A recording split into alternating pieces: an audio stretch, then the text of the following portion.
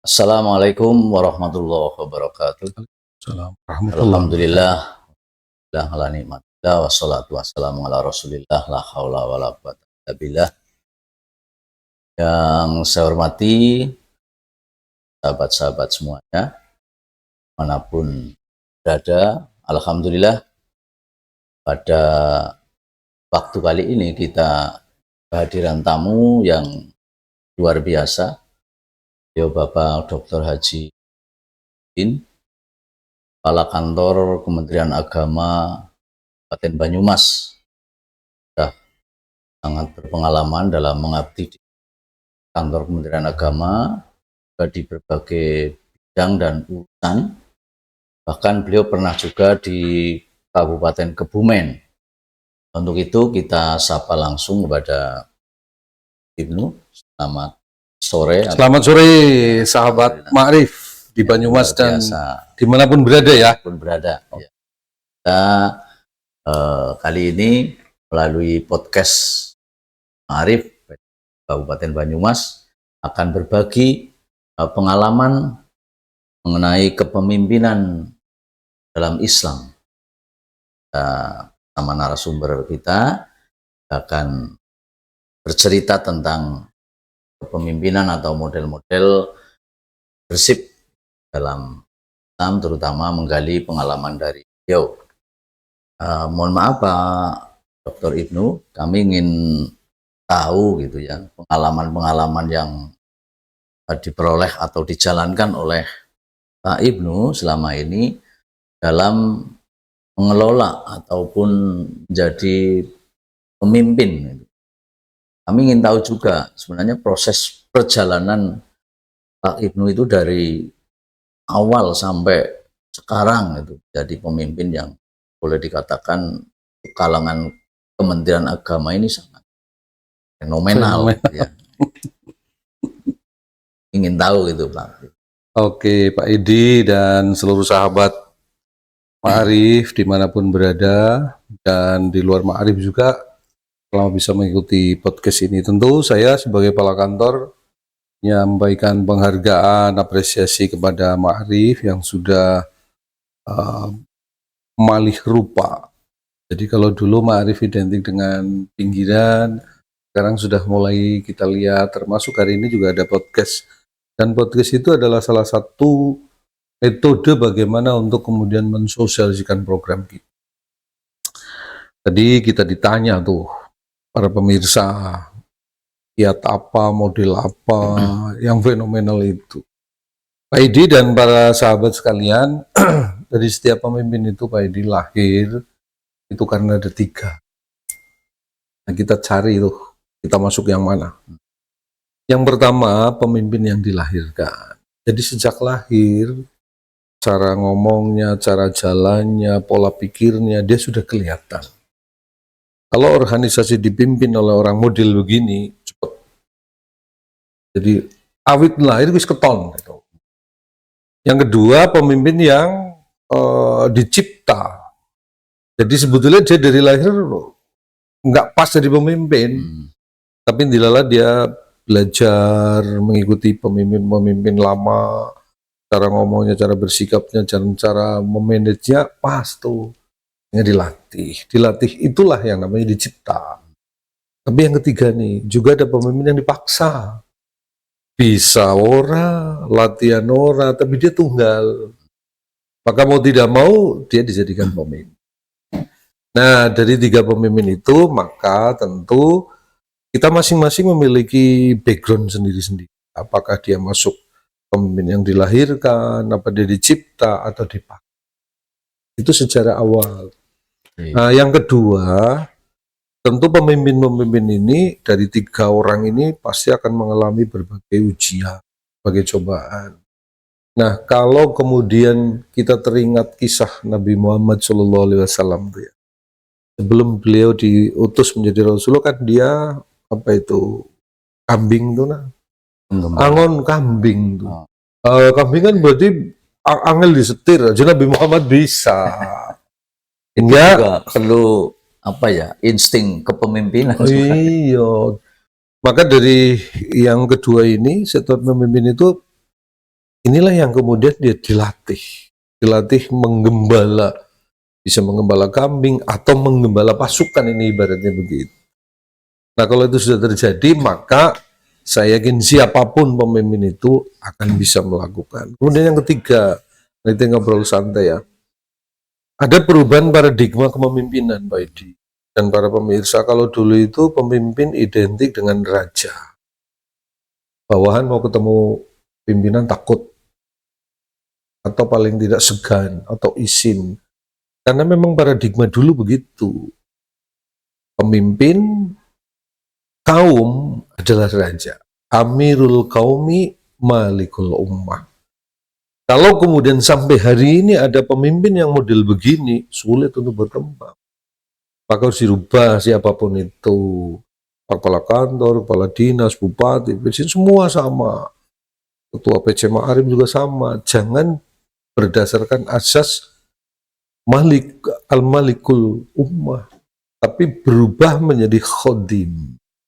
Amirul Qaumi Khodimul Ummah. Maka ketika kita sudah memosisikan diri sebagai pembantu kepada masyarakat, itulah pemimpin. Jadi kalau menerapkan itu ya kepenak di mana-mana, Pak. Oke, karena sebagian besar pemirsa ini sudah sangat familiar pasti, sudah kenal dengan Pak Ibnu karena aktif di banyak media sosial. Tapi kalau kita kembali ke teori kepemimpinan, kita lihat tipe kepemimpinan kan ada otoriter, ada delegatif, ada demokratis, ada transformasional, ada transaksional. Kalau transaksional tentunya kira-kira gitu, kalau kita melihat kepemimpinan Pak Ibnu itu, kalau kami melihatnya ya kombinasi semuanya. Dari semua ya.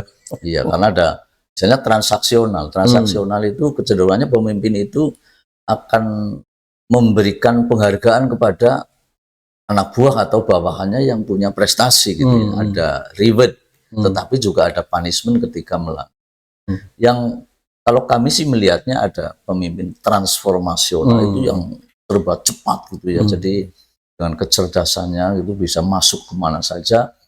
Nah, kalau melihat tipe-tipe seperti itu, mungkin juga belajar secara teori, oh saya mengadopsi atau mengadaptasi tipe kepemimpinan yang seperti apa.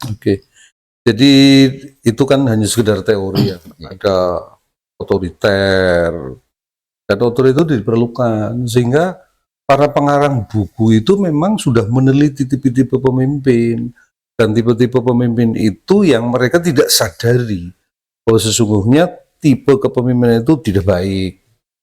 Kemudian peneliti ini meneliti tempat lagi, ternyata ini juga tidak baik. Maka bagi kita, ini kan tidak diteliti ya, kita ini mengadopsi saja yang ada. Maka pemimpin yang baik itu bukan hanya dia fokus di satu model saja, sesuai dengan lapangan. Kembali tadi bahwa sudah berasaskan khodimul ummah, pembantu. Maka kalau pembantu ya kita meninggalkan ego kita. Ada tadi disampaikan otoriter itu harus. Kalau kemudian pemimpin tidak memiliki otoriter, ya programnya nggak jalan. Terlalu demokratis terus, ya nggak jalan. Maka kombinasi tadi itu juga tidak bisa dipaksakan, Pak Edi dan para pemirsa, sesuai dengan hati. Jadi sudah belajar teori ya demokratis, otoriter, transformasi. Tapi kalau jiwanya otoriter, ya tetap otoriter terus. Nah, tentu ilmu teori plus juga hati. Maka memimpin itu harus dengan hati, Mas. Ini kalau kita melihat salah sahabat-sahabat kita, khususnya di kantor Kementerian Agama, entah itu kepala madrasah, awas, atau guru, itu selalu mengikuti. Bahkan teman-teman itu kadang penasaran sebenarnya hobi yang utama di Pak Ibnu itu apa? Kok apa-apa bisa atau apa-apa dijalani? Kadang musik ya terjun di dalamnya, kemudian dunia bisnis, ketika bermain off-road dan sebagainya itu apa bisa? Iya, sebenarnya itu untuk menuju kemana gitu. Jadi setiap orang itu, Pak Edi, dia dibekali dengan potensi. Ibu sekalian juga sama potensi, dan semua potensinya sama. Potensi itu yang paling tinggi pasti, hanya tinggal satu, gelem apa ora. Udah gelem, isin apa ora. Bisa saja semua orang mau, tapi isina. Bisa saja dia mau orang isinan, tetapi tidak ada yang mengarahkan. Maka kita jangan berhenti mengasah potensi itu. Toh sama-sama sudah kita pahami, orang Kemenag itu harus dijaya, Pak. Siap dipanggil negara kapan saja, siap menjadi apa saja. Jadi semua harus bisa. Itu yang disebut dengan passion. Kalau sudah passion, ya seneng. Anura senengnya dia jadi seneng, itu passion. Nah, ini Bapak Ibu Kepala Madrasah atau Kepala KUA perlu mengadaptasi lah paling tidak, sehingga tidak menjadi pemimpin yang monoton, kaku gitu ya. Tapi penuh dengan variasi, improvisasi. Tapi bagaimana organisasi itu bisa bergerak cepat gitu. Manajemen itu kan bagaimana menggerakkan orang, kemudian perlengkapan ataupun sarana prasarana yang lain untuk menghasilkan satu produk. Nah sekarang kalau kita melihat di kantor Kementerian Agama Kabupaten Banyumas ada penataan kok, ada panggung, ada kafe, itu sebenarnya filosofinya seperti apa itu? Oke, kembali ke Amirul Qaumi Khodimul Ummah, bahwa setiap pemimpin itu sekarang sudah menjadi pembantu. Dan Kementerian Agama itu sesuai dengan arahan Gusmen tidak hanya mengelola agama Islam saja. Kementerian Agama ya agama seluruh manusia. Maka implementasi dari itu di Kementerian Agama dan Banyumas membuka public space. Jadi halaman depan yang kosong berapa meter itu kita manfaatkan untuk budaya, gelar budaya. Dan juga di sana akan kita buka gelar UMKM. Jadi intinya Pak Idi dan para sahabat, siapapun kita, apakah itu Kemenag atau apa, harus hadir di tengah masyarakat untuk menjadi pembantu. Oh, namanya pembantu kan berarti kebutuhan umatnya apa ya? Kadang ada yang pengen musik, kita siapkan musik. Ada yang pengen kafe, kita siapkan kafe. Pengen apa aja kita layani dari Kemenag. Itu Pak. Ya, mungkin teman-teman ataupun sahabat kita yang mengikuti acara ini akan mengatakan apa yang dikatakan oleh Pak Ibnu itu ya memang keseharian dari beliau, bukan semata-mata karena jadi kepala kantor saja, atau hanya membuat pencitraan saja. Saya kira semuanya sudah memahami itu gitu ya. Tetapi kalau kita melihat ada ini pengalaman pengelolaan itu juga tidak hanya di birokrasi saja. Kalau saya melihat ada di koperasi gitu ya, sebagai ketua, di Kopata ataupun kelompok-kelompok yang lain, baik formal maupun informal, biasanya selalu diposisikan di depan. Sebenarnya harapan ataupun misalnya di dunia yang katakanlah orang akan melihat, oh itu sebenarnya dunianya bukan dunia kepala kantor, tetapi begitu menikmatinya Pak Kepala Kantor bergaul dengan semuanya, ya semuanya itu seperti apa itu ya? Jadi sebetulnya enjoy di mana gitu ya? Enjoy-nya mungkin karena saya mbarep ya, jadi tentu sudah terbiasa mengelola adik-adik, kemudian mungkin juga karena mbarep juga sifat ngalahnya itu juga diutamakan dibanding kepentingan sendiri. Dan itu terbawa kepada kehidupan sehari-hari. Dan kemudian kenapa saya selalu bisa menjadi ketua? Karena kita bekerja itu sama sekali nggak ada niat, nggak ada niat ambisi jadi kepala, ambisi jadi ketua, sama sekali tidak. Tetapi ketika kita melihat situasi tertentu yang kita harus hadir, diperintah atau tidak, kemudian dia dapat tugas atau tidak, kita berikan urun saran, dan urun saran atau jalan keluar itu pas. Jadi daripada bocah orang apa itu PIS kabai dari kepala, mungkin begitu ya. Ya ini sahabat semuanya, kita sangat asik, bahkan masih banyak sebenarnya yang perlu kita gali dari seorang Ibnu Asaduddin gitu ya. Beliau membawa teman-temannya kuliah di UIN tercinta, 15 orang S3. S3 dengan waktu yang sangat cepat, tetapi juga sampai pada titik akhir, yaitu kelulusan ataupun wisuda. Nggak ada yang mandek ya? Nggak ada yang mandek, semuanya didorong untuk menyelesaikan, karena sudah terlanjur basah, sudah di tengah-tengah, harus diselesaikan. Ketika ada yang kendor didorong, ketika ada yang kebanteran ya direm sedikit agar bareng ya, agar bareng. Ini luar biasa, artinya manajemen itu mengarah pada pola kebersamaan yang bukan hanya di lahir tetapi sampai pada hati. Bahkan ketika beliau pindah dari Kebumen ke Banyumas, banyak sekali tokoh-tokoh yang sebenarnya kaget dan keberatan. Ada yang berkata begini, oh jangankan manusia, jangkrik pun ketika Pak Ibnu pindah itu nangis. Ini luar biasa.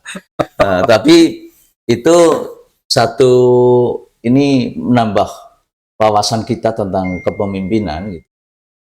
Karena waktu yang membatasi, maka saya akan memberikan satu kuis, Pak. Jadi nanti dijawab tanpa berpikir, atau 2 detik. Ini kami akan bertanya 4 pertanyaan pilihan, langsung dijawab. Yang pertama, batik apa kasual? Kasual. Gunung atau laut? Laut. Hijau atau merah? Hijau. Berenang atau off-road? Off-road. Waduh, ini luar biasa. Kalau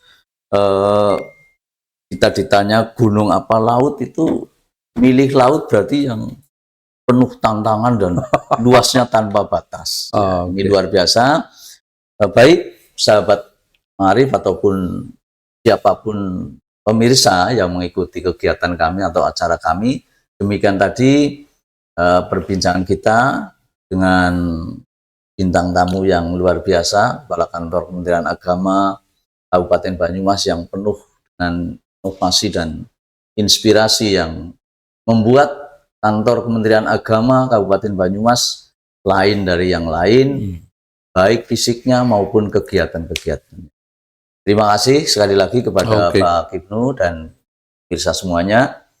Kami akhiri, dan tentunya mohon maaf apabila ada kekurangan dan kesalahan. Ikuti terus podcast LP Ma'arif PCNU Kabupaten Banyumas. Jangan lupa subscribe, like, komen, itu untuk kebersamaan kita semuanya. Terima kasih.